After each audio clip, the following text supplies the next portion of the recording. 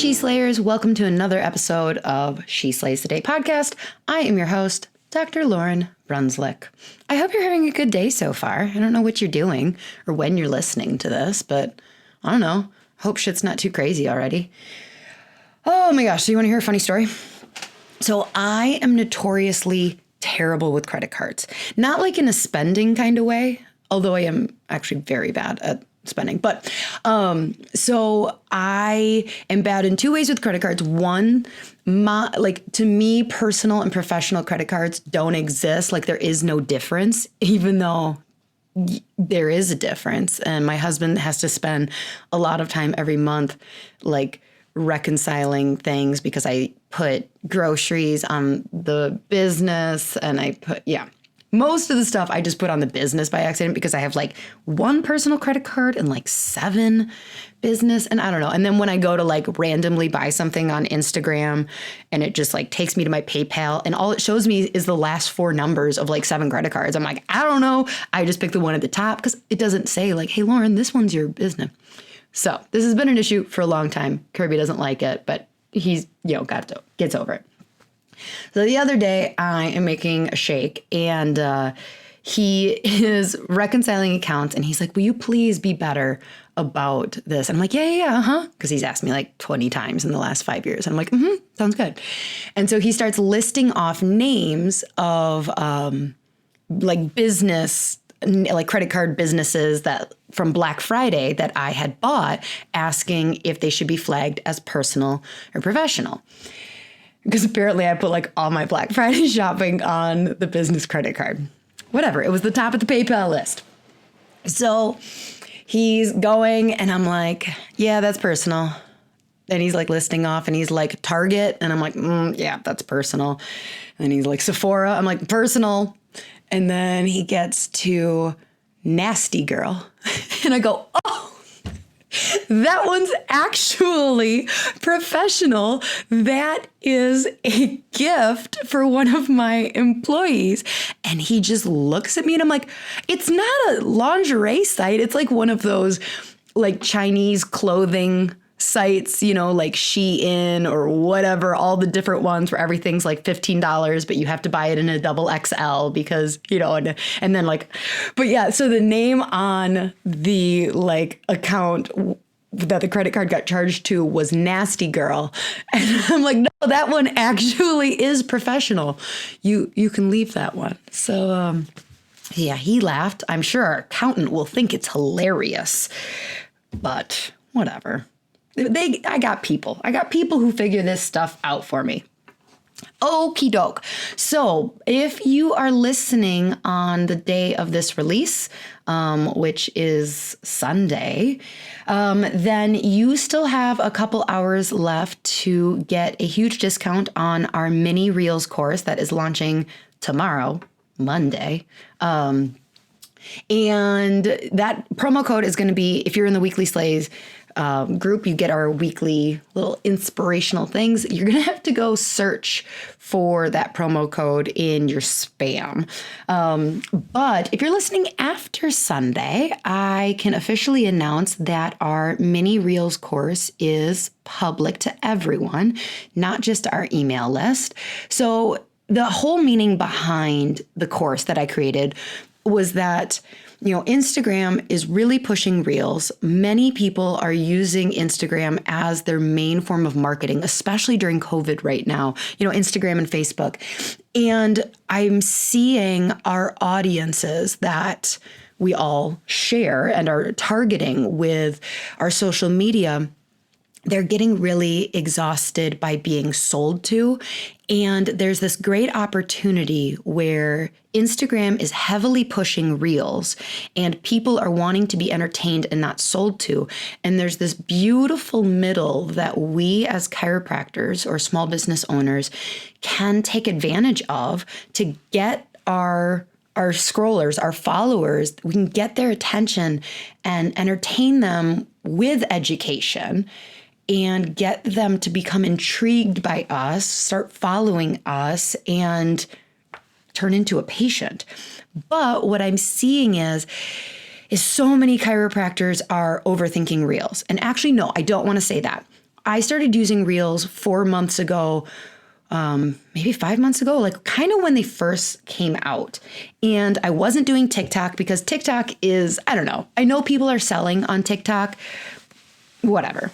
We're not going to talk about that. TikTok is fun. TikTok is comedy. It is trends. It is dances and entertaining. I know there are plenty of chiropractors who are like probably getting tons of new patients from TikToks. Great. But what I like about Instagram Reels is what trends better on TikTok are kind of those like more jokey, pointless things. And if you try and bring them over to Reels and educate and while entertaining, they don't do as well. So over the last few months, I've been really kind of obsessed with understanding Reels and what works over in TikTok and what works here and what can you get away with editing? How simple can you make it? Does the time of day matter? Does the cover image matter? Does the hashtags matter? Does like even what you write in the content matter? Like, does the song matter? And it's really cool because I started realizing, oh, you guys, in conversations with other small business owners in my town that use social media and other chiropractors that I know are really good at social media, having conversations with them, my eyes would just light up and I would just start talking a million miles an hour, trying to share with them all the information that I didn't even realize I had learned and all of the mistakes that I had learned. And so I was like, chiropractors deserve to have this information because I do think it can make a huge impact on you getting your message out. I truly believe that. So I put it all into a mini course. I'm calling it a mini course because the whole point of Reels is condensing your message and not going on and on and on like I'm doing right now. And like get to the point. Teach me what I need to know, give me that quick win so I feel successful after I've watched this. So it's 10 short units. Each unit is like 5 to 10 minutes long. We get straight to the point. You are going to get tactical information, the do's, the don'ts. Here's what I did wrong. Here's what you can learn. And even if you've created a couple reels already, you will feel very comfortable making more and getting more consistent because there are some people who are making reels, but it takes so long, 2 to 3 hours. I'm not joking. The average person spends 90 minutes making a reel. And so then you just say to a doctor, like, okay, and then like do that maybe 2 to 3 times a week. And they're like, you're joking, right? And it's like, well, if you're going to do it that way, you're right. That's unsustainable, insustainable, non-sustainable. I'm not sure. But here, look at all these time-saving tips and things like that. You're overcomplicating this, but you're oversimplifying this. Like, I really, really think I can help. So the Reels course is available through January 3rd of 2021. So if you were listening after that, I apologize. I'm sure it'll be re-released with updates at some point in 2021. But for now, the cart closes on midnight on January 3rd. And the entire course is only $39. So one, I would just love your support if you've been listening to the podcast for the last 82 episodes for free. I don't know if you know this, but I don't get paid for this. I intentionally don't fill the podcast with ads because I want this to be kind of a sacred space for us where you don't feel like you're getting sold to. And so if you're even remotely interested, I would really appreciate the support. It would really help. And as a give back to you for listening, we have a $5 off promo code. So it brings it down from $39 to $34 if you use promo code WeeklySlay. So no, oh my gosh, Kirby's going to kill me. That was the original promo code for our email. He's going to be like, Lauryn, you are useless. The promo code after this Sunday, after Sunday the 13th. So if you're listening after Sunday the 13th, the promo code you get to use is SHESLAYS, and that's going to get you the $5 off. So let's stop talking about me and talk more about me through a listener highlight. Great. So this one I'm keeping private because she sent it to me in a DM, and I don't like sharing people's intimate stuff or their name unless they give me authorization. So this says, Dr. Lauryn, I've been listening to your podcast for a while now. I look forward to it on my commute to work at 5 a.m. It always inspires and motivates me for the day.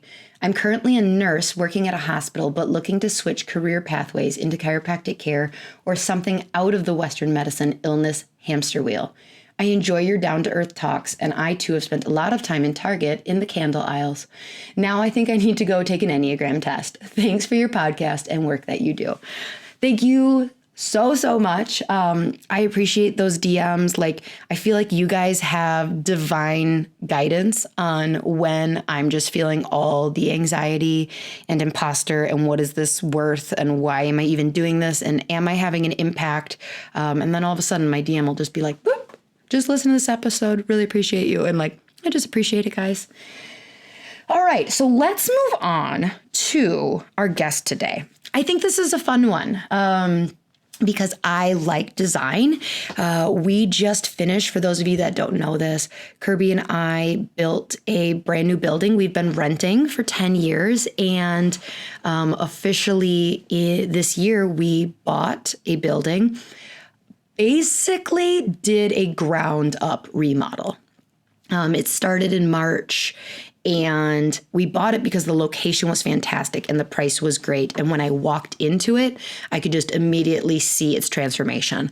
So there were like 8 walls and we tore down 5 of them and expanded and changed roof lines. So it wasn't a knockdown, but it was a huge project. The only way, I'm saying this honestly, the only way that I did not lose my mother effing mind is because Kirby spent between 5 to 10 hours a week for sure. He's probably listening to this going, yeah, that's all I spent. Just dealing with the bank and things like that. I still had a ton of time having to work with the contractor and, design and things like that. Way less fun details than shopping at Target and Wayfair.com. So this episode has so this is Carolyn, and she works from Crossfield Chiropractic, and she has over 30 years of experience, and she's gained a complete understanding of every aspect of the commercial interior industry. So what I really love is she has a bachelor's in interior design from the University of Texas at Austin, and she's a registered designer, but her company works with chiropractors. Like, she gets it at a level of opening a practice that very few, like she says in the interview, like, you will do this once every 5 to 30 years. So we're not masters at knowing like where the front desk should go for optimal flow and all of these things. She is. She's not a chiropractor, but she gets us probably better than a lot of us even do, and really can take you and like what your goals and your vision is and help you create it. This is not a sales pitch for them. I don't get any kickback. It's just me coming out of a period of my life where I'm like, damn, that was terrible. There's got to be an easier way to do it. And there is. So if you're looking at even like remodeling a rented space, or, you're in the very beginning stages, maybe you haven't even bought a space, I highly recommend reaching out. They have a special offer for our listeners today that is going to be in the show notes. Okay, so let's do a prayer and get down to business. Dear God, thank you so much for this season of reflection that is December of every year. I feel like there is this really cool woo-woo connection between December. We know Jesus wasn't born in December. We don't know when, but enough science has told us it wasn't December. And I like to think that it was a perfect time for us to make up a complete fake date, because it's this new life. It's this hope that was brought to Earth. And what a great time as the calendar year shifts, as we look to 2021 and be with everyone who is expecting 2021 to be substantially different. Be with, because I have a feeling there's going to be a lot of sadness and anxiety in January, where it's like, oh shoot, the calendar year changed, but we're still in this mess. But like, let us feel the hope that Jesus brought. Let us feel inspired that your timing is perfect and that you're the only one that's in control and that we have no control over whether this vaccine gets forced upon us or our business gets asked to shut down a second time or whatever. But let us have peace and hope that you got this and your timing is great. And anytime that something in the past, like something beautiful came out, it came out of ashes and it came out of something super broken. So I'm excited to see what you're doing with all of this. And I understand it may not happen January 1st. It may not even happen in the year 2021, but I do believe that there is joy and hope to be had in this season and looking forward. In your name we pray. Amen. Okay, peeps, I hope you enjoy this conversation. It was fun. It was lighthearted. It was great and educational. So check out the show notes for the free specific thing they made for our listeners. They have some free resources. And then also, if you're interested in that mini reels course, you can check out in the show notes. We'll have the link to more information about it, as well as if you follow me on Instagram, it will be the link in my bio. All right, here is my conversation with Carolyn. Okay, Carolyn, so welcome to the She Slays Today podcast. I love people who are like, sure, I'll be on your podcast, but they agree before they know anything about me. And then they're like, so I've listened to some episodes and I almost feel like I have to be like, I'm sorry, which ones did you listen to? There we go. So welcome. Thank you, Lauryn. Okay, so before we get into kind of like the meat and potatoes of this episode and helping people, design their dream practice or whatever they came forward to listen, I would love to hear more about you and like your education. What's your degree in, and how'd you get here? And tell people. How did I end up getting here? Yeah, I ask myself that often. Very organically would be the answer, right? It's going, yeah, it was organic. No, it wasn't me. No. So I am a commercial interior architectural designer. I have a degree. I graduated, I could be your mother, and I graduated in 80 from University of Texas with a degree in interior design and architecture. So I've been doing commercial design for a long time. And the way we got into chiropractic per se is kind of twofold. One is that we started doing work in Life University in 2003, and they had hired us to do facility design. So large university, and they had gone through some, I don't know where you were in school at that point, but that's when university was kind of imploding on itself, and it was between Dr. Sid and Dr. Reitman and that time. So we were doing facility work, large corporate type work. When I say we, I work with my husband. He's a commercial general contractor. And we were doing design build all over the Atlanta area where we live.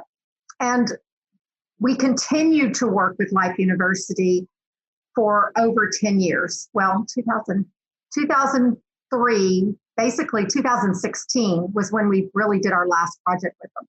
But we were very, very immersed in helping them elevate the university. And you elevate by changing your space, which is the whole goal of an interior designer. So I'll just tell you this. I decided to become an interior designer when I was 14. And my father worked for NASA, and he was involved in the space station design. This was in the 60s. And he had an intern architect working with them to help develop the interior design of a zero gravity Earth orbiting space station. So this definitely the 60s, the little guy with he would come over and my father and him would just philosophize. And I really began to understand how space impacts people. It impacts your psychic. There's a And you mean like your environment, not like space out in the orbit. Yes, I'm sorry. Your environment. Yes, very well said. As in NASA, right? Okay. Right. But so what their goal was is how did they keep these people in this small little space without going crazy? How did they change the environment? And so if you think about it, you change your emotions and you change your actions based on the space that's around you. And so there's very much a science to that. So an interior designer, the goal of what I got excited about is, hey, I could help impact people and impact people's and help people meet their goals. That's part of being a commercial designer also, is that it's a business goal. The space is a direct relationship to their success. Mm-hmm. And it has to be thought of that way. And in commercial design, it is. And we can go off into that. I teach a bunch on that stuff. But so what happened was that I was doing design at Life University, design and construction, and got just immersed in understanding the business of chiropractic. Oh, okay? Boy. And also understanding the philosophies of chiropractic, understanding the pains and the struggles and the pioneering and so many different things, as we were there all the time. I mean, I should have had an office on their campus. But what that did was also make me see how they just needed help to understand. I was going to say, you're dysfunctional. It's okay. I know you want to. So that was kind of out there. So it was always an opportunity to kind of talk. And I didn't work with a lot of students, mostly with faculty and with administration and things, but I still got to be around the students. And then in 2009, so let me go back to the other side of it. The other side of it as a pediatric chiropractor, I want you to know that that's where I started with my daughter. So I didn't know anything about chiropractic. I thought you went to a chiropractor when you had a car accident. So that was it. That was 1990. And my daughter was born in 89 and very quickly developed tonsillitis and became chronic. So every 3 to 4 months, she came down with chronic tonsillitis, went to pediatrician, antibiotics, all of that. I didn't know anything differently at all. And I know it was God that produced these chiropractors around me to help me understand what chiropractic can do and how it could be used with infants. Okay. Well, my daughter was 2 at the time, but one was I'll just share this with you. One was a neighbor who had about 10 kids, delivered them all at home, one of those, yep. Right? And where I was, it was one of those. Yep, exactly. But he shared. I didn't even vaccinate those kids. He shared with me, about he delivered most of them with his wife, right? He was a chiropractor. Yes, okay. I'm sorry. He was a chiropractor. I'm sorry. I missed that piece. Those kids were definitely not vaccinated then. They were not vaccinated. And, but he was telling me about, the trauma of birth and adjusting immediately. And I was like, adjusting, I'm thinking of how do you do that with a child? So he educated me on that.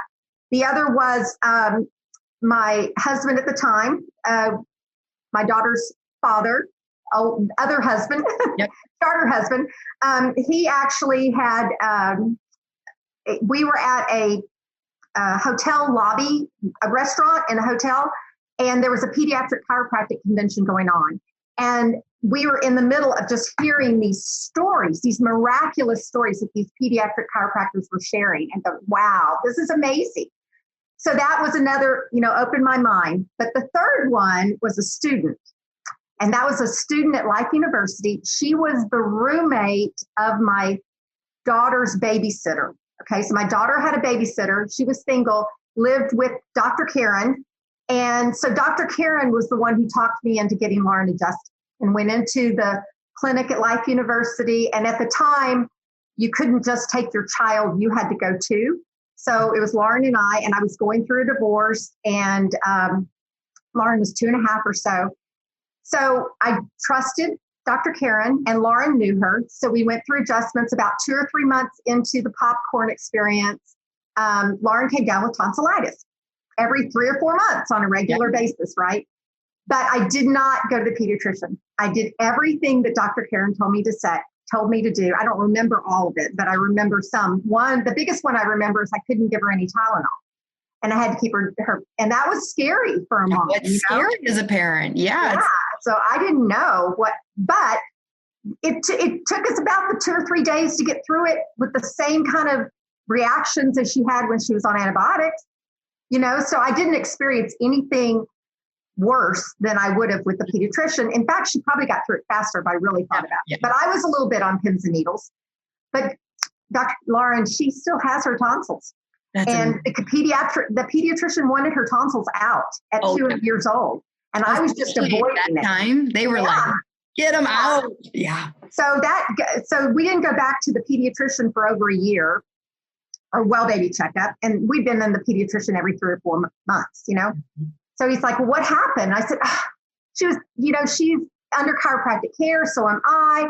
She's been healed of this tonsillitis. She was delivered with forceps. That had a lot to do with this condition. I began to understand. Okay. Mm-hmm. So the pediatrician, this was 91, 92, was like, a very incremental year. If you look at like Supreme Court lawsuits, there's some big stuff that happened in 91 between chiropractic and the AMA, but yeah. And so what that did is that started to shut me down to the medical answers and open me up to the holistic answers. And it's been a journey. So we're under chiropractic care. My grandson got adjusted at a week old, and so it's part of life now. No vaccines, all of that, That's so amazing. With that, I was already a passionate chiropractic patient way before starting to work at Life University. So I saw this passion. I saw this that could help people. I saw these chiropractors struggling, and I had my chiropractor had an intern doctor. He was a student at Life, and he said, why don't you go help him open? I was under maintenance care. So I helped him open. I bartered with him. He was around the corner from me, helped him open his office. That was 2009. And I got passionate about helping a startup, passionate about helping a small business as opposed to a large corporation. And, but didn't really think that that's what I was going to do. But the sequence of events from 2008, 9, and 10 is Life University started asking us to teach classes, which I developed a class that I still do free, just to teach chiropractic students the importance that your environment has on your success and the process to get there. So those are the 2 pieces we teach. And then I also, through word of mouth, helped 3 other students open, and said, what can we do here? So we took our expertise and we tried to create a customized design system that we do virtually all over the country. So we do virtual design through the internet, and we go all the way through helping figure out how much space you need, all the way through the construction process or somewhere in between. So that's what we do. And that's what we started that in 2000, I guess seriously started in 2012. Okay. And so we've been doing that ever since. So you see, just getting our name out there, getting our word out there, getting people to help, lots and lots of resources. So we started out just with the goal to teach. Mm-hmm. Okay. Just the goal to teach. In fact, it started out as a Facebook. This is when Facebook just had pages. Just Facebook, and I would do posts, and I would write a few blogs here and there, and it was just to educate, and then it became a business after that. That's why I say can I just hire you? I want to hire you to take my space. So you actually started with startups, which I find interesting because, is this a myth within interior design that it's only for like rich people who can afford that? Yes, it is. Yes, it is. Yeah. Yes, it is. Tell me about that's something we have to overcome, right? Mm-hmm. Okay. So yes, keep going. Tell me about some of your work, like what advice you'd give for like a startup, because the big thing I always say, but it's only because it was my experience, is that go super small and functional versus like going too big. But tell me what kind of recommendations do you typically give when you're working with a startup? Well, we have we have developed what we call 6 steps. Okay. And the very, very first step we do, and this is when I teach the classes, is that the very first thing you do is you need to know how long this process is going to take. I don't know how long yours took, but typically it's about a year from the time you start thinking about it till you actually open your doors. We've seen that with startups. We've seen that with established, if you really process through that. But to go through it, exactly a year from the time we bought a place to move in. There you go. There you go. So the piece that we talk about is you talked about going small. You need to go as efficiently small as you can, but you don't need to be so small that you're going to outgrow it in a year. So you need to balance it against your goals, okay, and how long your lease or how long you buy or whatever. So it's what we do, and we call our step 1, and it's very consultative. It's like coaching of sorts more than design. And we process through, what are your goals? Tell me about your practice. We have forms that you fill out, just like gathering history on a patient. Mm-hmm. And we really spend time interviewing to turn around and say, okay, this is your ideal square footage. So knowing your most ideal square footage is a key. And what we do with and we've done it with startups and we've done it with established, is that if they do that before they go look for space, then they can be real confident in knowing the range of space they can afford. Okay, so you go on the smallest space that you can afford to still have the practice that you want, that you haven't compromised some of the services that you want to offer. You know what I'm saying? You've looked at. Well, so that I have a question on that, because when I talk to students, they'll come like shadow me for a day or something, and we'll talk like, all right, so what's your graduation plan? And they'll start talking about, how they want to practice.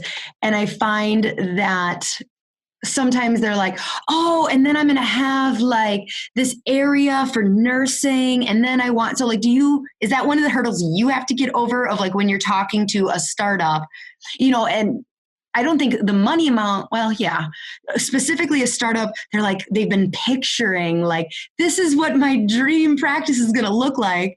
How do you burst their bubble of like, okay, but what do you really need? Like, yes, it would be lovely if you had a room devoted to meditation and nursing in your practice. That sounds like So like, how do you know what I'm asking? Like, how do you kind of coach them of like, that sounds like something that you might be able to incorporate down the road, but not right now? Something, it actually happens naturally when we actually go through it. Okay. So let me just kind of walk you through it. So you come and you're going to open, you just recently did this. You had to figure out how big your space needed to be, right? Somewhere along the way, you had to figure it out. What we do is we actually quantify on an Excel spreadsheet. And this is what I teach the students too. I have to take an Excel spreadsheet and just list the rooms that you need. And then from the inside out, how big do each one of those rooms need to be? Or areas, and we have a whole bunch of resources on our website that I'll make sure your listeners do on trying to calculate that square footage. But you do that and you calculate it, and we always have 2 columns. That's what we're talking about here. We have a column of the very minimum, and then we have a column of what we're going to call that maximum. Yeah. And what we tell them is the maximum is not necessarily what your 10-year from now practice is. It's just, if you were going to go look at a space, we're going to come up with the square footage variation between the very smallest you can be and maybe the very largest you'd want to consider. Well, usually when they come to us, they've already done some research on how much the space is going to cost in the areas they're looking for, the real estate values, right? And so I'm going to use 2 doctors that we've worked, our beginning doctors that we talked about. One of them was opening in suburbia in kind of a Class B strip center in 2008. Real estate was cheap, super cheap. So he got as big as he could possibly get, right? He couldn't even fit into it because of the deal he was getting on the space, right? And at the same time, 6 months later, we opened one in Midtown Atlanta, super high rent district, even in 2008. So one of them they both had the same kind of corrective care practice, same kind of things that they wanted in their space. But one opened up into a 2,400 square feet, one smushed down into 1,100 square feet. And they made those decisions based on a series of compromises. Yep. What was the cost of their space going to be, and how much money could they create from those spaces?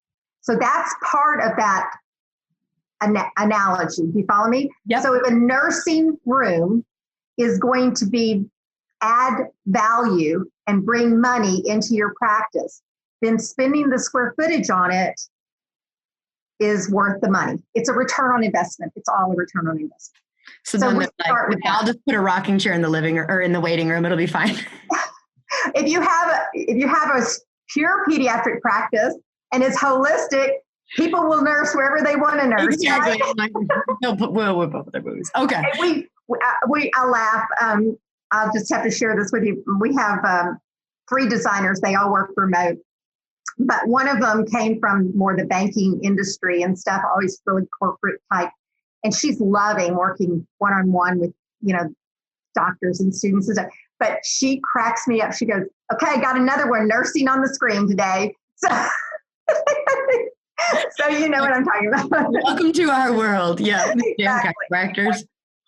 Okay. So where were we in the 6-part process? We're at step 1. Okay. All right. Perfect. Yeah. So number 1 is very, very, very important. And that's how many square feet do I need? And then how does my space need to flow? Because you heard form follows function. You've heard of that before. Mm-hmm. Form follows function means that it doesn't matter how pretty it is if it doesn't work. Right. It has to function. It has to function. You have to make that happen first. So going through that analysis of how many square feet you need, how big the rooms need to be. We have chiropractors come to us that already have space laid out, and nobody's told them that, okay, you want 3 adjusting rooms in this space, but your adjusting table won't even fit in that room. Have you really looked at that? How much space do you need around the table to be efficient? You get a room that's too small, you're not efficient anymore. Mm-hmm. You know what I'm saying? If you're having to squiggle around things, or your hallways aren't wide enough, or some of those practical things that we can bring and educate. And like I said, we've got most everything I'm telling you is written somewhere on a blog on our website. I have so many resources. It's amazing. So anyway, with that being said, that's where we start. And then the goal is that now you know that the other piece of design, and this is where the interior design luxury thought process is kind of a misnomer, is that a true interior designer is form follows function and gets the function working beautifully, and just making sure that those things are going to happen well. And then the form develops because of that. Okay. So we don't take on clients very often, very seldom, I shouldn't say never, that bring us a floor plan and just want us to make it pretty, because there's usually functional problems in it. If we take them on, we say, I need to be able to address the functional things also. And usually we find a bottleneck, or, these spaces weren't big enough, or you said you want 20 people in your waiting room and you have room for 2. Has anyone thought that? Because a typical architect will draw out a plan without the furniture and the equipment and the things in it. So an interior designer learns to design from the inside out, from the function of the space first. So that's number 1. Then number 2 is, now that we have that, what is your branding going to be? Because your office space is your most expensive marketing piece. Yeah. And it better be working for you and not against you. Okay.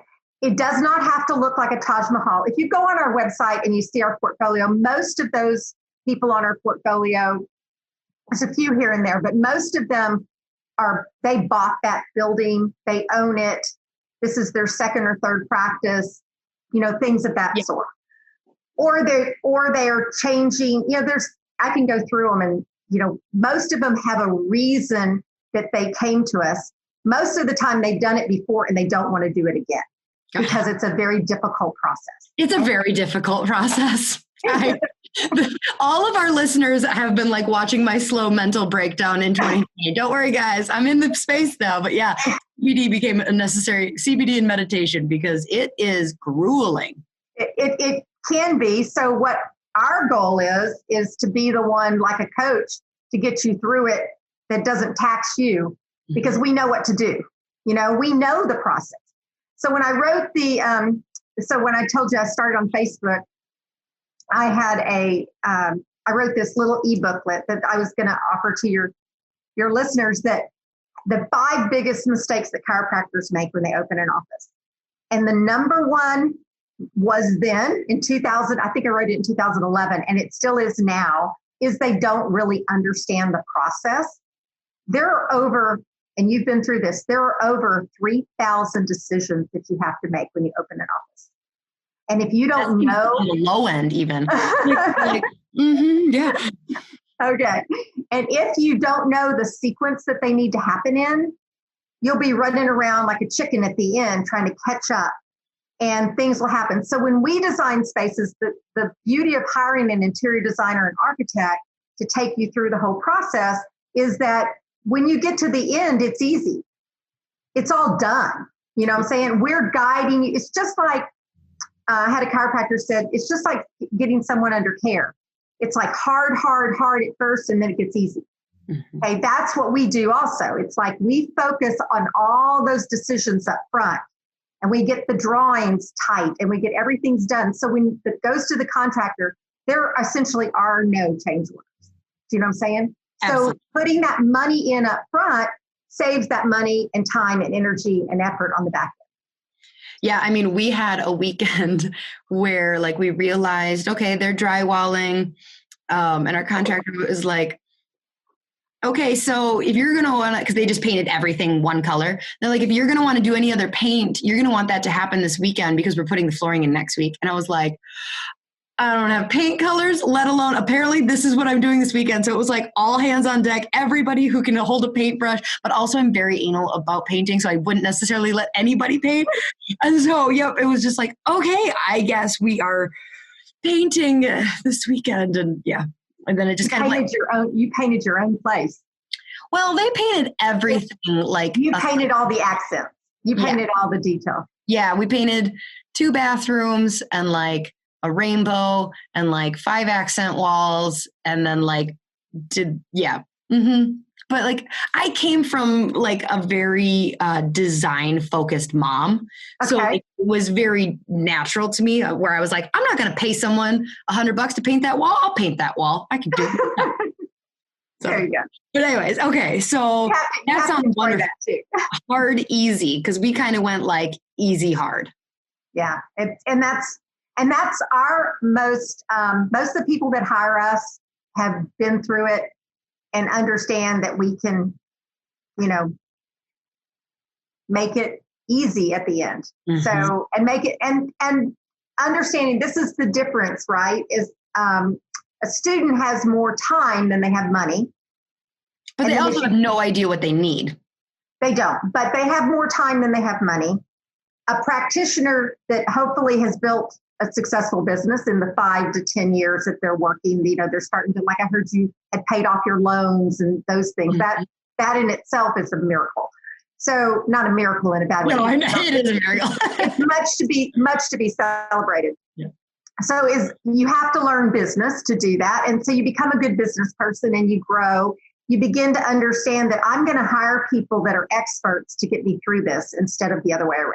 So in some ways, yes, our more ideal clients do come to us have gone through it and have more money than they do time. Not like they're rich, but they just realize that their time is better value spent somewhere else. Right. But that doesn't mean that we don't help the students also.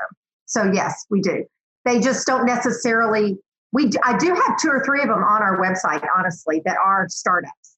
And they did start up with it. Most of the ones though that start up, well, no, I have a couple on there that started right out of school startup. So it just depends on where they're coming from and what kind of money they've saved to start up and what kind of things they're doing or how they're doing. There's so many variables. Okay, so are we to number 3 of the 6? I just kind of got all the way through 2, 3, 4, 5. But let me talk. Perfect. Okay. So let me tell you this. There's 6 steps. The 6 steps is the first one is discover, which is how much space do you need and what is your vision? What's your branding going to be? Then that helps you set you on the course to go look for space. Okay. Then you find space, and step number 2 is, does this fit for me?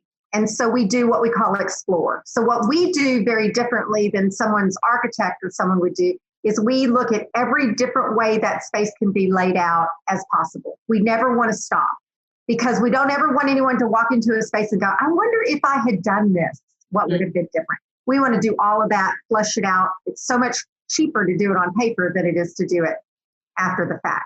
So we call that explore, and we end up with what we call a floor plan and kind of a vision for the space. Then that helps validate, should I buy this space? Should I lease this space? It's all part of the due diligence. Okay, it's done before you actually start spending money on the space. We call that step 2.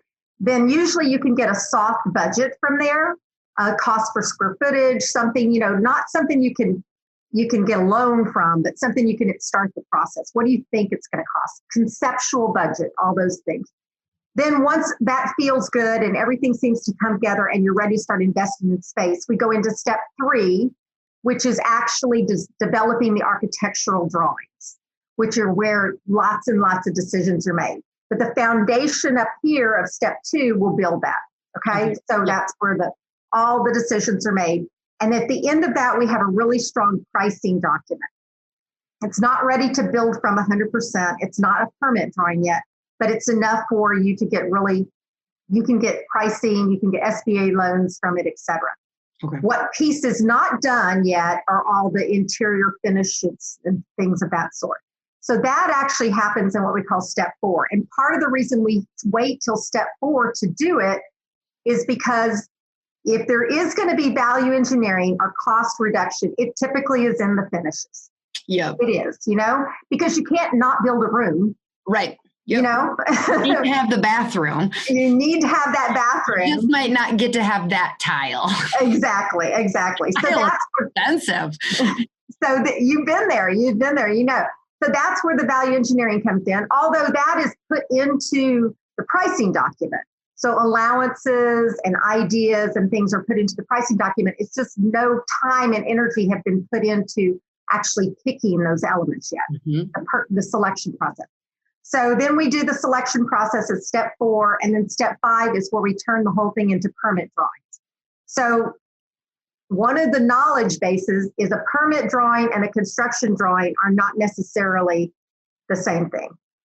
Okay. So a permit drawing is what the city needs to know, or the municipality or the state. In Wisconsin, it's a state thing first. So you went through that, the permit process, right? Mm-hmm.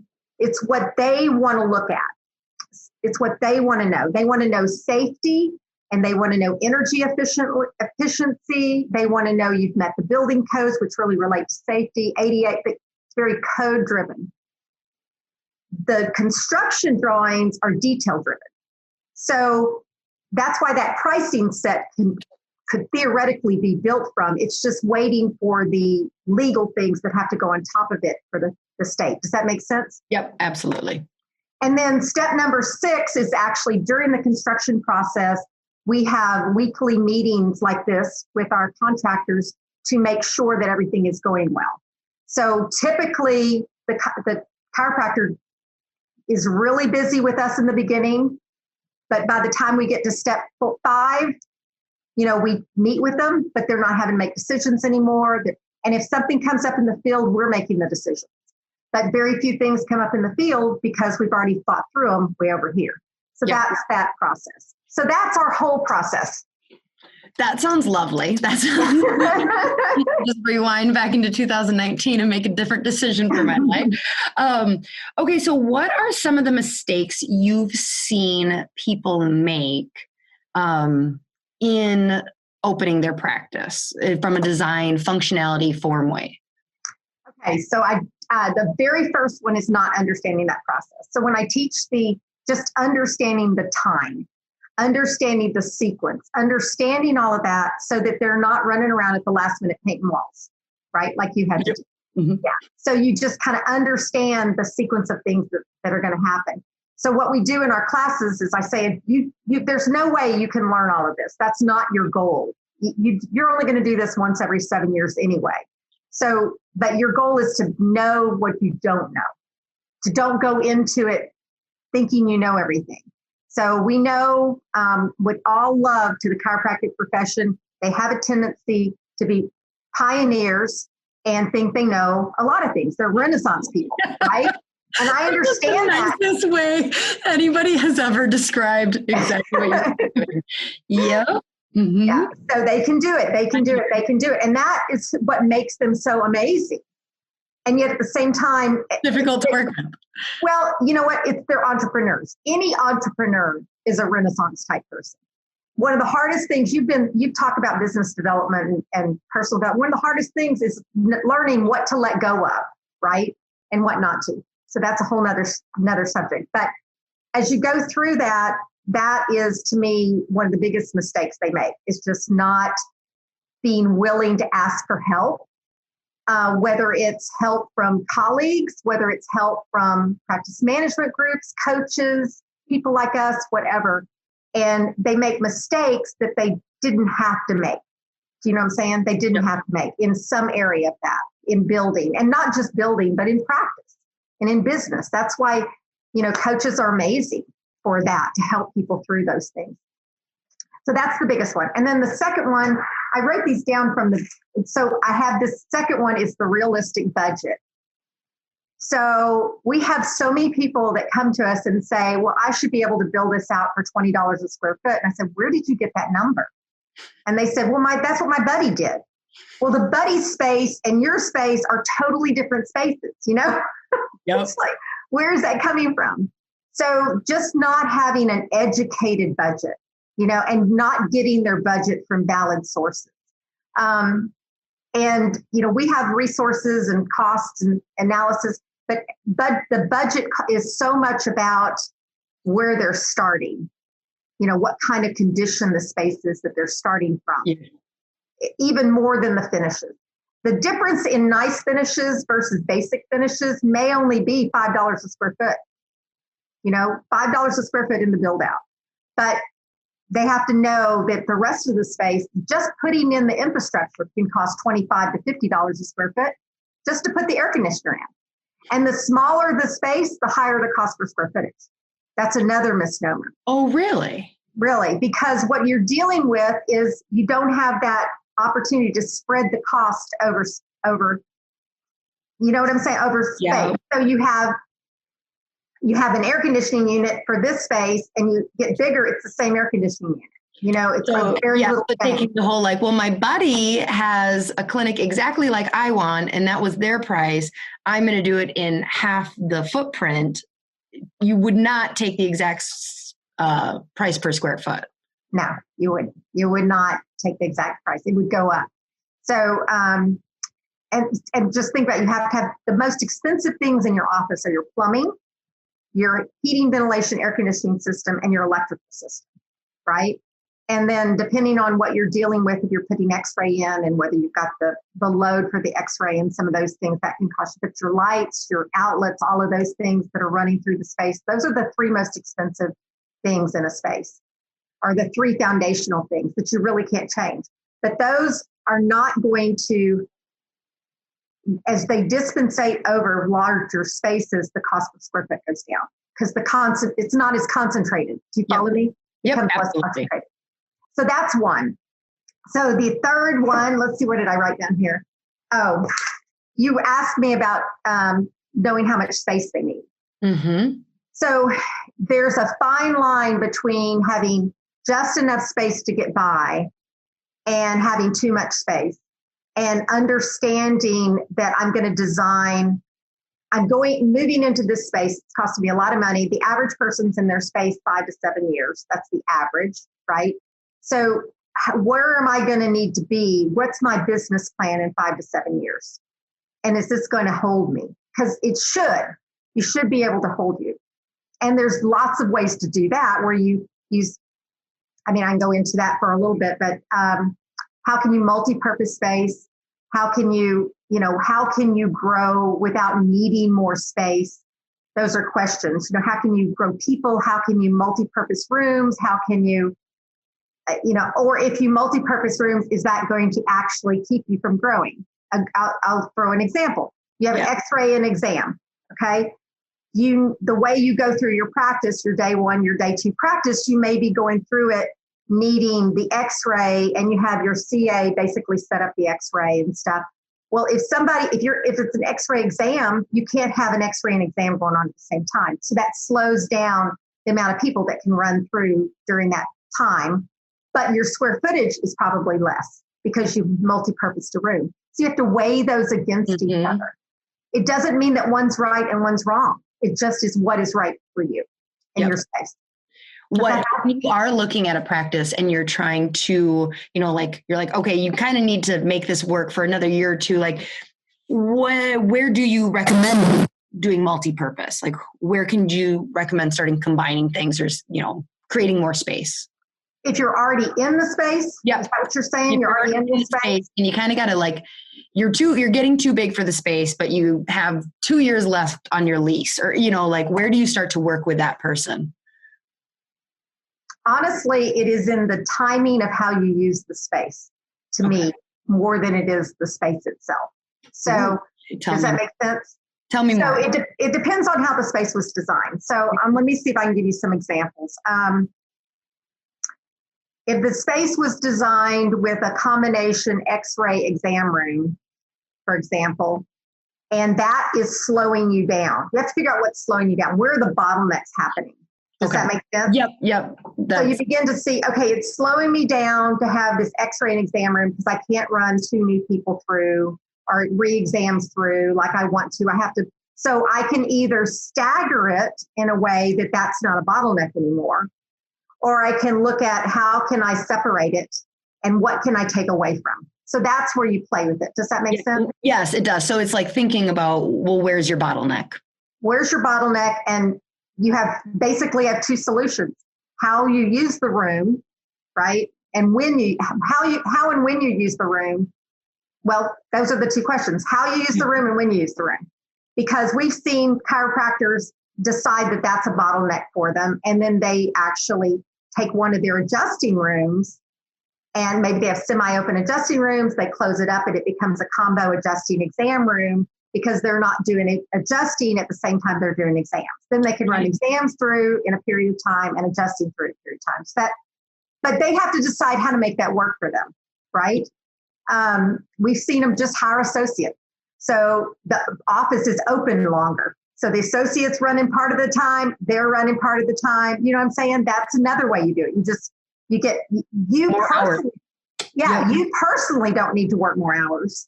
But how can you benefit from, most chiropractors aren't open hardly 40 hours a week, honestly, most of them. We're lazy. I had somebody ask me the other day, because we closed down from 12:30 to 3 o'clock. And she was like, what? And I'm like, I don't know. It's just what everybody else does. So I take a 2.5-hour lunch break. And then I felt the need to defend myself. So I was like, adjusting is hard on the body. I need breaks. They're like, and why do you close at 10 a.m. on Fridays? I'm like, because my body needs a break. Everyone else does. I know, it is funny. You know what?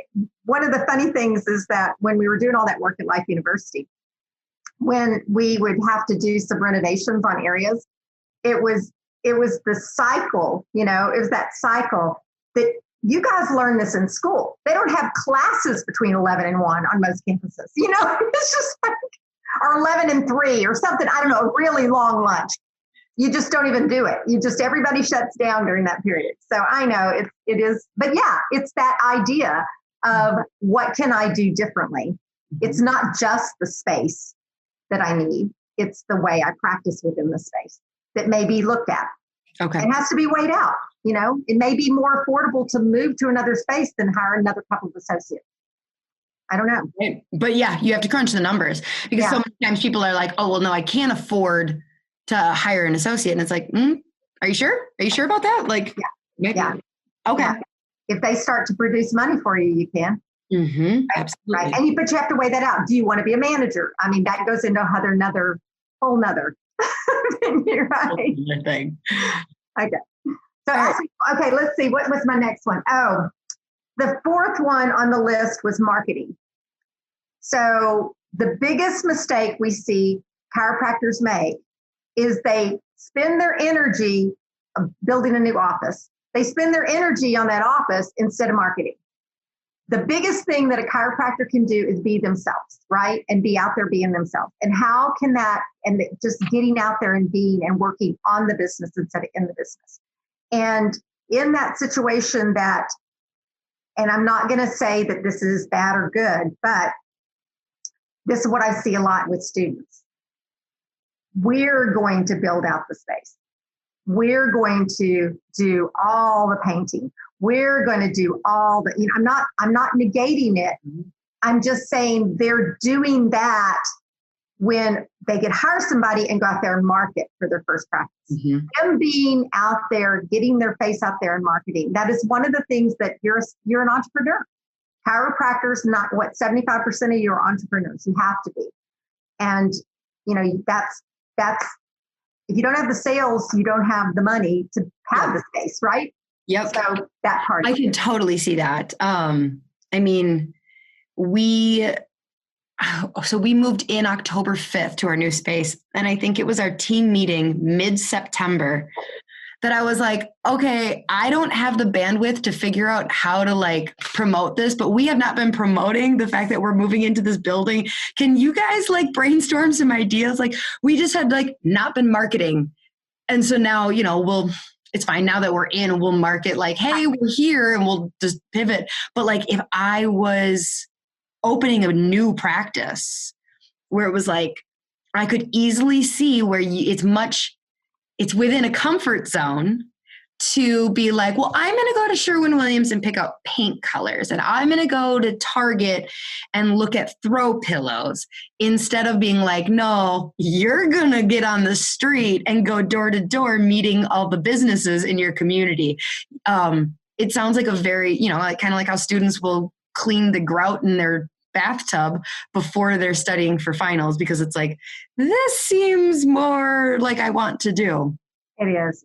And then you open and you're oh, I've been working on building this practice instead of working in the practice instead of on the practice. Yeah. Exactly. And especially, with all due respect, I'm an interior designer. Those that enjoy this, it's fun. It's a diversion. It's fun stuff, to do. So yeah, you have to decide. I will tell you this, the chiropractor that I helped barter with that I told you about in 2008. So he graduated in 2008, which is probably around, when did you graduate? You've been 2010. Okay. So he graduated at the bottom, right? There were no loans. You could not get a business loan to start. So he started his practice on $50,000 of credit card available allowance. Now, he was an excellent at financial management. He got out of debt in 2 or 3 years, his whole school loan. He didn't max out every time he got money. You know what I'm saying? Every time he got money, he was conservative all the way through school. So he was a little different in that. But saying that, he actually made a decision. He actually did some of the framing, did some of the painting, did some of the stuff on his office at night when he couldn't market. And he marketed all day long. And he started out with 300 people a week the first month. Holy cow. I'm not kidding. He had workshops in his office.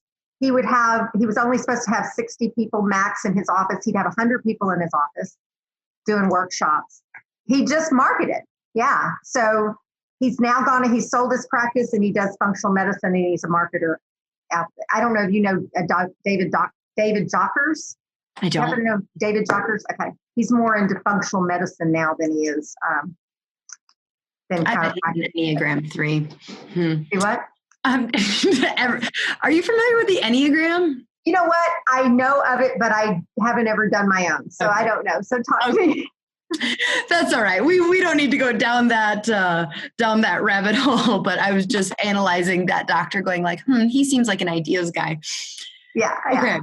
So anyway, so saying that you're not marketing. And then the very last one is not having a support system.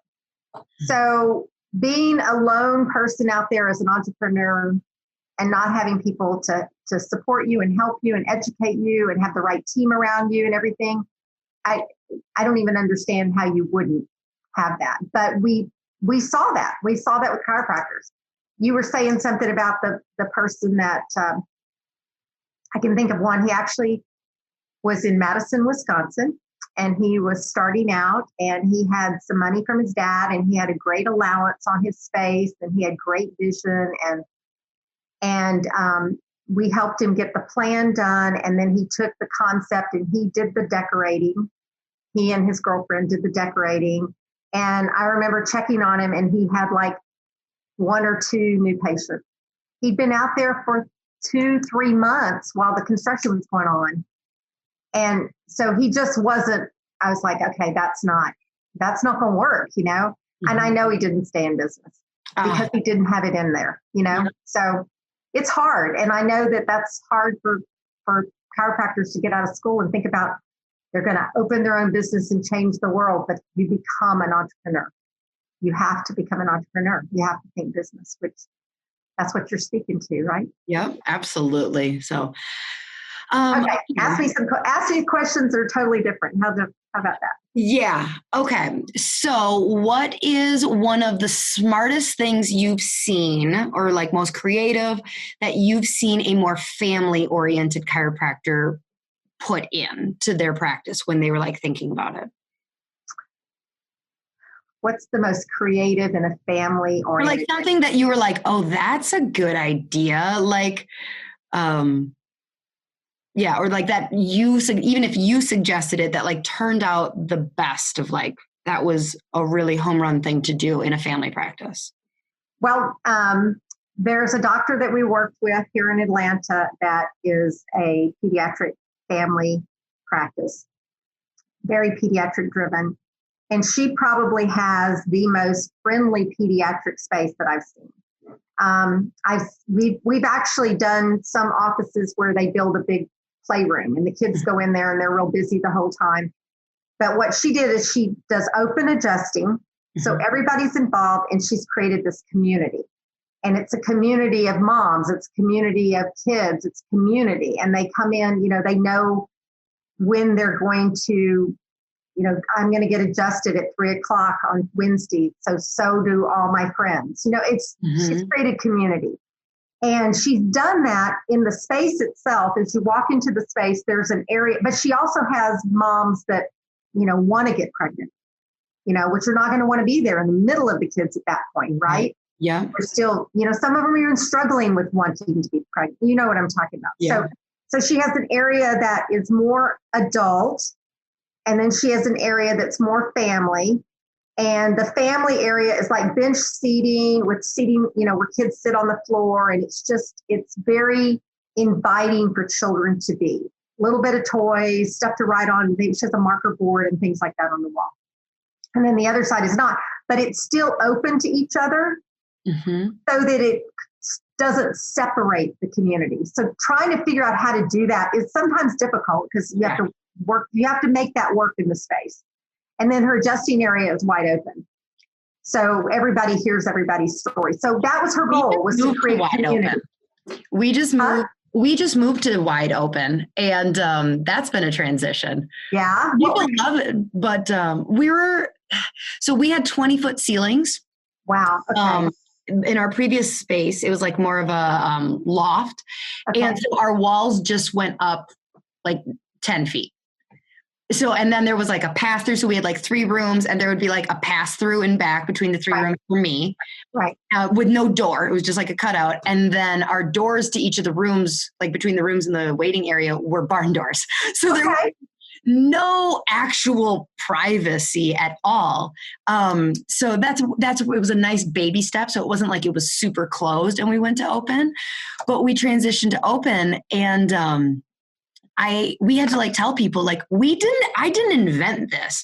Now that kind of tells you a little bit about my personality, that like our patients would be like, what the heck did Dr. Lauryn do? And like, no. This is a way that people practice and have for a long time. And I follow a lot of, they're not students anymore, but like startups. This is the way that like very community oriented chiropractors are going. Are you seeing, here's your next question. Are you seeing a trend in like where are things going? As like you're seeing like everybody's asking for in 2020 that like 5-10 years ago was not something that was a main concern for a chiropractor. What is this trend going? Is it going more open? Well, something open doesn't work for every person's practice, right? So if they're doing, it depends on what they're doing. I definitely can tell you, and may just be the practitioners that are coming to us, we definitely see less straight chiropractor and more that have added modalities and added things to their practice. So, and like I said, that just may be the people that come to us. I don't know.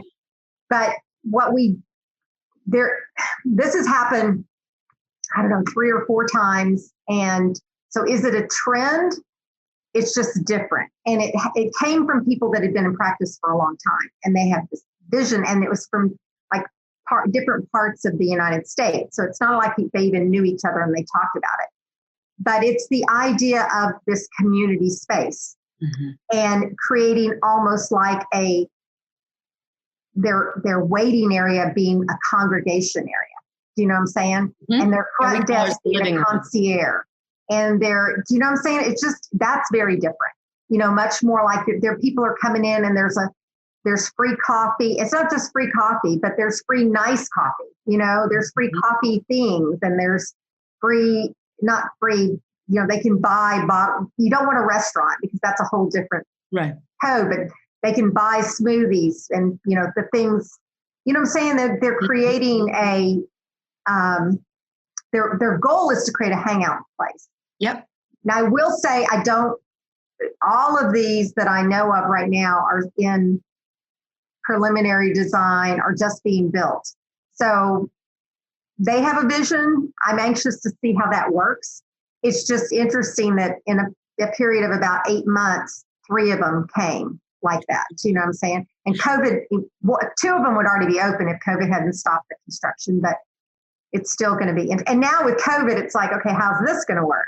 And they believe it's even, people are hungry for it. So they're going to come to a holistic practice, and it's going to be, this is what they're going to get because they're hungry for it and they're sick of the other parts of it. So it's interesting. It'll be good to see how it, as long as they get the regulations passed it to open. How are you guys doing? So, oh no, Wisconsin is terrible right now with COVID. Like, I'm supposed to go to Palm Springs in a couple of weeks, and I keep checking to see if there's actually a specific rule. If you're coming from Wisconsin, you have to quarantine, because we're like lit up right now. Apparently it's because we are a bunch of alcoholics who go to the bars. Like basically, like that's kind of what they're, the not so nice way of saying it, of like, we just can't stay out of the bars, like especially the students and stuff. So in school, so no, but as far as practice wise, that was exactly what we were looking for. So when we were looking for a space, if you'd asked me, like, what are you looking for? I would have said grass space. I want grass. I want an area for kids to be able to run and play, and for moms to be able to sit and drink their coffee and their kids to run and play. And so everything about our design was like, I don't want people to feel like they have to leave. So in our previous one, the bottleneck was actually our waiting area, because people would come and they would have to go through the waiting room to get to the offices or the adjusting. Yeah. Okay. So then as parents and families who were just getting done adjusting would come back into the waiting room to leave, like, because that's how they had to get out, people were coming. And so they would see each other and be like, oh my gosh. But then like the people who were coming were like, oh, I think we're supposed to get in the room. And the people who were leaving were like, felt in the way. And so we just wanted the waiting area to not be like, you could hang out there and not feel like you were in the way, like hang out there for 45 minutes and you were really not interrupting our flow of patients coming and going. And so that was super important to us. I have a question on designing pediatric practices. Okay. I find that there is very few practices who they either feel like they have to go like Disney cartoon, like we're pediatric. And if that's what they want, that's fantastic.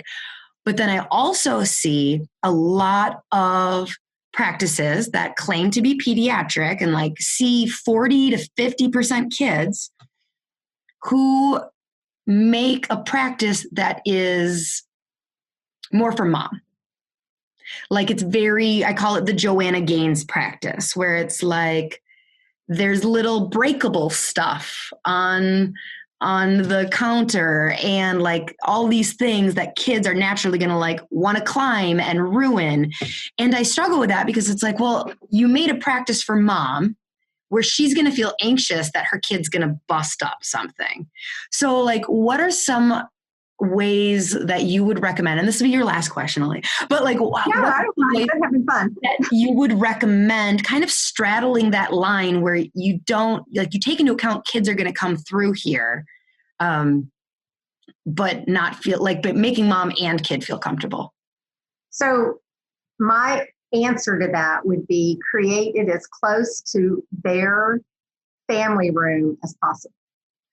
So think about their family room. It's comfortable, but it's not, and it's attractive. So mom feels good in it. Mom wants to invite people over, you know, if you think about the normal, but it's okay that there's toys in the corner. Mm-hmm. You know what I'm saying? There's an area. You said it, there's nothing that the kids can hurt or hurt themselves with. That's huge. That's a huge thing. Because you're right. You'll have practices that if you really want to cater to that, if you really want the majority of your patients to be in that mode that they have kids and they feel comfortable bringing their kids, then it's got to feel comfortable that the kids aren't going to hurt anything. So that's the thought process. What would you put in your living room? You know what I'm saying? So as opposed to, and there are practices that they really, really want to focus on kids. They're focused on autism. They're focused on kids specialty, severe cases, things of that sort. They're not going to be about the parents. They're not, they're not adjusting the parents maybe, or the parents are secondary to their adjustment. Right. Yeah. So then you change that. You practice, you make it feel like Disney, if that's what it takes. So you make it feel fun. You make it feel, you could sometimes, you make it feel fun. I'll just say this one thing, but you don't want it to be so fun that you can't get your kid out of there when you need to go or get him on the adjusting table when he needs to go, Oh yeah. I gave up on needing a kid to get on the adjusting table years ago. Cause I was like, all right, cause you kind of do this like awkward, like I'm smiling, but I have patients that are stacking up and the mom's just like, Timmy, get off the trampoline. And I'm just like, you know what? I'm just going to go to the trampoline and adjust Timmy. So that's what we do now. I'm just going to go to your kid and we're going to do a waiting room adjustment. That's fantastic. There you go. There you go. So that's speaking of that, and how do you you're creating a culture. Mm-hmm. So you design, if you understand that every interior designer focus on what culture do you want to create, and every element that's decided in there should be supporting that and impacting and boosting that culture, whatever that culture is. That's why getting really clear, that's what, like I said, back in our step one, and I tell our students, you start collecting vision boards, you start putting together, you just keep looking and thinking and creating what you want. But there are times, and you said it very beautifully, that there is how do I say what I'm saying? Most of the time, the chiropractors designing for their personality. Yes, they're making their clinic. They're making it their clinic. Now, the pro of that is you're there a long time. So you've got to love it and be proud of it. And most of the time, your clinic is your personality anyway. It's your branding and what you're putting out there. But if you're a 30-something-year-old woman and you have a pediatric practice, you need to, as you grow, it needs to stay a pediatric practice. As you become a 50-year-old woman, how do you if you want to stay a pediatric practice? You follow what I'm saying? So Absolutely. what you like, it's staying in that. So what you should be designing for is your ideal patient, period. And you attract, that's what restaurants do. So we talk about design of a chiropractic office is definitely healthcare, but it's not strict healthcare, right? I mean, it's not that, it's not an urgent care office and things of that sort. Although cleanability is important for any practice, period, just for making it easy, and making it wonderful. Not even talking COVID here, but the idea is that if you think about, you're creating a first impression and you're creating a culture. So your first impression needs to immediately, when people walk in there, it's just like your brand, it's your business card. Are they seeing what makes them feel that they can trust this? They know, like, and trust. You've heard that in marketing. Mm-hmm. So they know, does this match up with what I think I'm coming to see? Okay. What I think it's going to be like. So it's first impression, because you can only have an opportunity to make one first impression. Mm-hmm. Then the second thing is that that attracts your patients. Okay. That makes the new patients come in and feel comfortable. The thing that makes people come back is the culture. So if you think about first impressions, retail are excellent first impressions. You go into a store, what you're going to buy in the store better match up with the look of the store. So it can look like Walmart, which is very purposely designed, or it can look like some high-end, retail store or something of that sort, or somewhere in between. It's like, what does that feel? What am I buying? Does this match up? Mm-hmm. Then the culture comes from, think of hospitality design. So it's like, hey, I want to wind down and I want to go have a nice dinner. You think of the atmosphere and the culture that space creates. So that's hospitality design, or the hotel or the restaurant. That's what's going to keep your patients there. It's going to help retain your patients, that it matches up with that. Those are just part of the creation of design. So does that help? It helps so much. Okay. So Please tell people where they can get, like, you have so many resources. Tell people where to go to get some of those free resources. So our website is Chiropractic Office Design and .com. And on that website, actually, they gave me a code that I was supposed to tell you for all the SHESLAY, right? Yeah. And did my Lauryn give you that? I know it's on here somewhere. I think it's chiropracticofficedesign.com /SHESLAY. But let me confirm that as I open up this email real quick that I had open, and it's not open anymore. And let's see. Yes. So it's chiropracticofficedesign.com /SHESLAYS. Perfect. And what that does is that'll take your listeners to a landing page that they can get our 4 free resources, just real easy. And so we have the 5 biggest mistakes. We have free floor plans, which I think you said you got some of our floor plans. We've also got a checklist for starting a new practice. It's what I use as the outline for the classes that we teach. And it goes through, it literally is a checklist. It was styled after a wedding planner checklist, what you do each phase. And then the last thing I have is specifically for that practice that just wants a facelift. So they're not moving, they're not going into another space, because we also do that also. We help practices create a new brand, a new image within their space. And it is what we call our designer checklist. And it would be literally the first things a designer would walk through and say what you need to do to improve your practice. Just most of it has to do with making your eyes open to things that aren't working, or that are dirty or scratched, or things of that sort. But it's like a checklist that way. So those are our 4 main resources that we have. There's a ton of other resources on our blog. There's planning, there's how much space you need, all those type of things that we teach. And then what we did several years ago is we took our top 100 floor plans and we packaged them for sale. Okay. So they normally sell for $49, and there is a code on that for 30% off. So if you want, and that helps, that really does help a lot of people just process through all the different ways you can practice if they're looking at it, because they're all over the board. They're from 800 square feet to 8,000 square feet. Okay. So just kind of just as a frame of reference. So that's what we have. And then I'm also going to share with you that I'm real excited that we are creating a done for you interior package. And what our goal is, and it's just in the works. So when I get it out, I'll send it over to you. But what we have a lot of people come to us just like you and think an interior designer is very expensive. Okay. So the part of the interior designer that can be very expensive is the amount of time it takes to put together a scheme. Okay. And that's the interior part, the decorating part, if you follow me.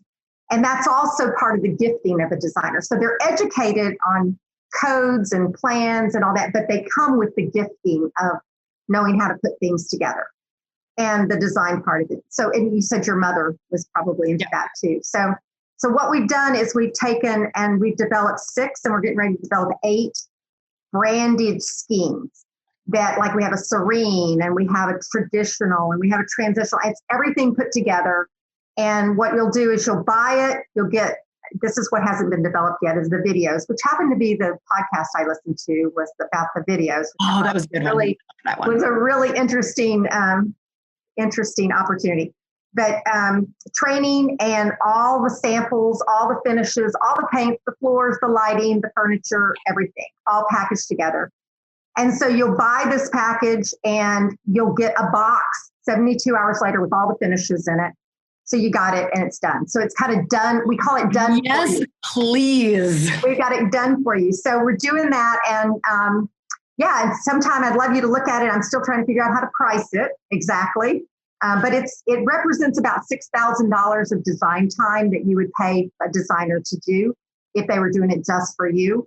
Mm-hmm. And so it's just packaged. So and we felt really led to do that because there is a lot of people out there that just need a fresh brand, mm-hmm. and they have a do-it-yourself mentality, but they don't really know how to do it. So they can take this and apply it to their space is the goal. That's our smart. Do you think so? I think it's really smart. Yeah. Well, it's been fun. It's kind of like when it slowed down during COVID, it's like, well, let's just keep designing. Let's just keep designing non-spaces. Exactly. Well, Carolyn, thank you so much for your time. And thank you, as a non-chiropractor, I'm a chiropractor, but thank you for realizing the dysfunction. Chiropractors are so cool. We have such a great message. And I feel like there's so many times where there's outside professions, whether they're accountants or lawyers or designers, who are just oh, hon, let me just help you out a little bit here. So thank you for everything that you have done for chiropractors and all of the free stuff that your company gives and how much you help, because you don't feel like you can just go hire anybody and they're going to understand our space, because they if I just go hire a designer, they're going to be oh, okay, so you're like a doctor's clinic. And you're oh God, no. That's not what we're going for. And they're okay, so you're like this. And you're have you been to a chiropractor before? And so it's it's really good to know that there are people out there that get on some level what we're trying to do. I mean, you probably understand it more than we do half the time. Let me help you, honey. So yeah. Well, you're welcome, because I'll share this with you, is that when I felt led to do this, and I do feel God led me here to do this. And so when I felt led to do this and I shared it with my other designer friends, they're going to go, what? Chiropractors? Their spaces are horrible. And I said, that's exactly why we want to do it. Mm-hmm. So when we started this and I'd have our clients go find spaces that they'd like, I'd specifically say, I don't think you're going to find any chiropractic spaces you like. You're just not going to find them. You can Google chiropractic offices, you just can't find them. And what we've seen, we hope and believe that we've been part of that, is we've seen more and more offices really elevate where they are, whether we've done them or not. I mean, plenty of them out there that we haven't done, that it's begun to kind of become more of expected. That you better have a nice office. And I'll just share with you, this happened to dentists 20, 30 years ago. So dentists used to not have very nice offices. They were pretty much a box, you know, just, and if you go and you start to get, because I used to tell our chiropractors, go Google dentist offices and find images, because they've just, and you're in competition. You're in competition. It's part of your marketing. It's part of your competition. So with that being said, I can preach all day on this one. Well, to transition from coffee to wine. So thank you very much for the opportunity to share. So, all right, SHESLAYers, go to the link that she provided. We will have it in the show notes for you as well. Get those resources. They are fantastic resources. Also, like, reach out to them with questions and like get a price if you are looking. Like, it's, you know, save yourself some headache, because so I'll end with this. We do a complimentary consultation. It's about an hour. We talk specifically about your problem and give you a specific price on what an offering that we can do to help. So it is there. Yeah. I didn't even talk about that. Yes, get the free consult for sure. So, all right. All right, SHESLAYers, until next week. Bye. Bye.